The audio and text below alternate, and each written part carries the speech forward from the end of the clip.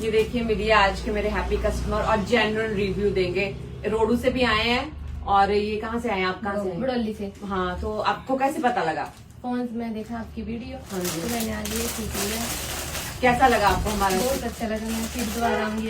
जल्दी विजिट करेंगे। आंटी आप कहाँ से आए हो? मैं भी रहना से हूँ, लेकिन मायका रोड में मेरा। ठीक है, रोडू वालों को मैसेज दे दो एक बार। बहुत मैसेज करते बहुत हैं। अच्छा है, आप लोगों ने भी आना। और अरे यार रोडू बोल दो दीदी, रोडू वालों को माम में एम के भी रोडू, वो हमारा सूट जा नहीं, मैं बोल सकती रोड की भाषा, अभी नहीं बोल सकती। अब क्या बोल सकती थी, बहुत अच्छा है।